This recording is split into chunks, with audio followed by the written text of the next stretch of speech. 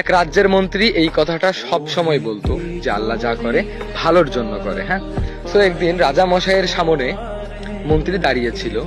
তো হাতে চাকু থাকার কারণে রাজা মশাইয়ের আঙ্গুলের মাথা কেটে যায়, অনেক রক্ত বের হয়, রাজা মশাই অনেক আঘাত পায়। তো সেই সময় মন্ত্রী মশাই বলছে, মহারাজ চিন্তা করিয়েন না, আল্লাহ যা করে ভালোর জন্য করে। তো রাজা মশাইয়ের মাথা একদম গরম হয়ে গেছে, সে ক্ষিপ্ত হয়ে গেছে।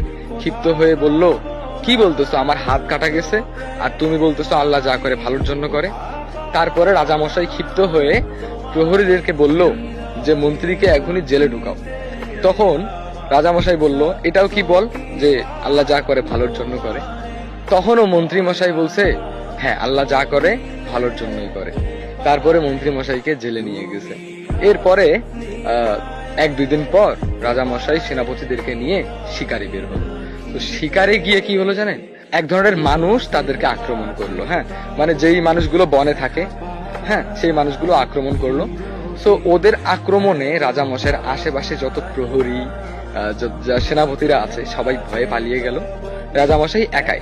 সো ওই মানুষগুলো রাজামশাইকে বন্দি করে ওদের মহলে নিয়ে গেল।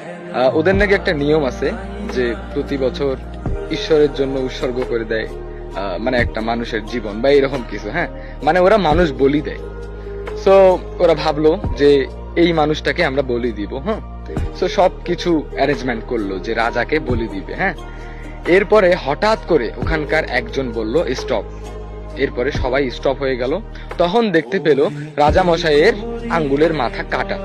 আর ওদের যে নিয়মটা সেখানে হচ্ছে যে মানুষের শরীরে কোনো রকম খুঁত থাকা যাবে না, এইরকম মানে একদম সুন্দর একটা মানুষকে ওরা বলে দিবে।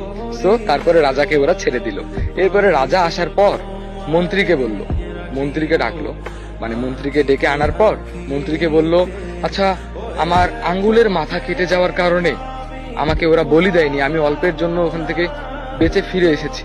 তুমি ভালোই বলেছো আল্লাহ যা করে ভালোর জন্য করে, কিন্তু একটা কথা, আমি যে তোমাকে জেলে ঢুকালাম, তো তোমার ভালো কি হলো? তুমি যে বললা আল্লাহ যা করে ভালোর জন্য করে।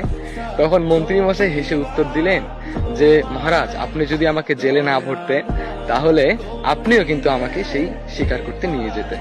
আমার শরীরে কিন্তু কোনো খুঁত নেই, আপনার আঙ্গুলের মাথা কেটে গিয়েছে, আপনাকে তো ছেড়ে দিতই, আমারই বলি হয়ে যেত।